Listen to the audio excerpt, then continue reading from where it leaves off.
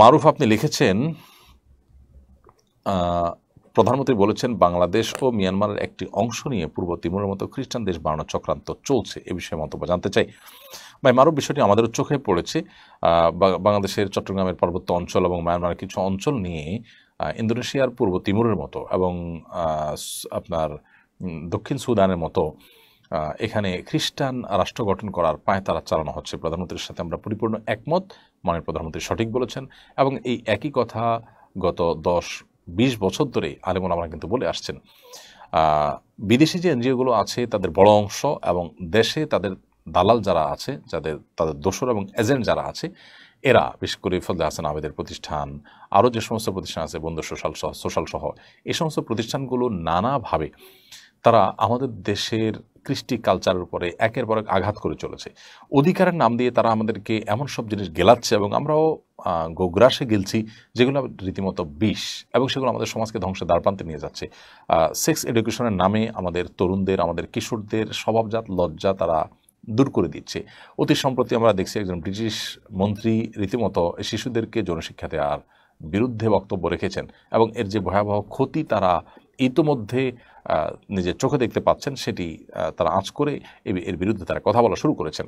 তো আমরা যারা অতি আধুনিক হয়ে নতুন পাগল সাজতে চাচ্ছি, পুরান পাগল যারা, তাদের অবস্থাই ভয়াবহ, ত্রাহি অবস্থা। সেখান থেকে আমাদের শিক্ষা গ্রহণ করা উচিত। এরা আমাদের সমাজে মেয়েদের যে আপনার মাসিক তাদের প্যাড কেনার ব্যাপার আছে, এই বিষয়গুলোকে তারা ট্যাবু আখ্যায়িত করে সেগুলোকে ভাঙার জন্য তারা আহ্বান করছে। সহজাত যে লজ্জা সেটা চলে গেলে সেখান থেকে আসলে ভালো কিছু আশা করা যায় না। এখন আমরা দেখি যে উন্নত পৃথিবীর স্কুল পর্যায়ে ছেলেমেয়েরা, কিশোরীরা তারা অবাধ যৌনাচারে লিপ্ত হয়ে যাচ্ছে এবং ভয়াবহ একটা অবস্থা বিরাজ করছে। পরিবারগুলো ভেঙে ধ্বংস হয়ে যাচ্ছে, খানখান হয়ে যাচ্ছে, ছেলেমেয়েরা ডিপ্রেসড হয়ে যাচ্ছে। কারণ সময়ের আগে থেকে তারা যখন এই সমস্ত বিষয়ে অভ্যস্ত হয়ে যায়, প্রচণ্ড ডিপ্রেশন তাদেরকে একটা পর্যায়ে ঝেঁকে বসে এবং তারা পৃথিবীর উন্নত দেশে বাসিন্দা হওয়া সত্ত্বেও তারা কিন্তু আত্মহননের পথে পা বাড়ায় এবং ডিপ্রেশন থেকে তারা কোনোভাবে রক্ষা পাচ্ছে না।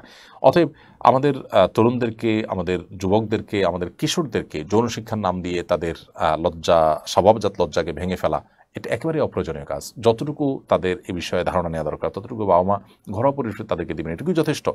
এর বাইরে আমরা দেখতে পাচ্ছি তারা আমাদের সমাজে বিবাহ বিরোধ সম্পর্ককে সহজীকরণের জন্য নাটক সিনেমার মাধ্যমে, বিভিন্ন মাধ্যমে আপনি দেখবেন যে তাদের বিভিন্ন কোম্পানিগুলো আছে, যারা ইউনিলিভারের কথা আমরা বলতে পারি, ক্লোজ আপের কথা বলতে পারি, যারা বেহায়াপনা এবং অশ্লীলতাকে প্রমোট করার জন্য তারা যত রকমের আয়োজন আছে সব করবে।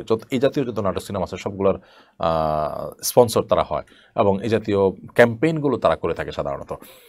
অতি সম্প্রতি আমরা দেখেছি যে সমকামিতা প্রতিষ্ঠা করার জন্য এরা অনেক সুদূর প্রসারের পরিকল্পনা নিয়ে যুগ যুগ ধরে কাজ করে যাচ্ছে নিদেশে, এবং বিশেষ করে একেবারে খুব নিকট অতীতে আমরা দেখেছি যে পাঠ্যপুস্তকগুলোতে তারা নানাভাবে সরকারকে ভুল বুঝিয়ে বিভ্রান্ত করে এখানে তাদের সে সমস্ত কিস্তি খেলগুলো তারা প্রবেশ করিয়ে দিয়েছে। অতএব এরাই আমাদের এই দেশটাকে আস্তে আস্তে ধ্বংস করে আগ্রাসন চালিয়ে সেটাকে দখল করতে চায়। এটি বুঝতে আর আমাদের বাকি নেই। তবে জনগণকে জাগাতে হবে এবং সচেতন হতে হবে এই সমস্ত বিষয় সম্পর্কে। আল্লাহ তাআলা আমাদের দেশের স্বাধীনতা সার্বভৌমত্বকে রক্ষা করুন। পাহাড়ি অঞ্চল এবং অন্যান্য জায়গায় ইসলাম প্রচার করার অনেক সময় কষ্টকর হয়ে যায়। এক শ্রেণীর অসাধু মানুষ যারা এই সমস্ত বিদেশি এনজিওগুলোর দালালের ভূমিকা অবতীর্ণ, তাদের কারণে তাদেরও মুখোন্মোচন করতে হবে এবং সেই সাথে ওলামা একরাম তারা যে দেশপ্রেমিক, তারা যে দায়িত্বশীল, তারা যে চৌকস, তারা যে সতর্ক করেছেন আগে থেকে, সেটির বাস্তবতা মাননীয় প্রধানমন্ত্রীর কথার মাধ্যমে আবারও প্রকাশ পেল। এমনি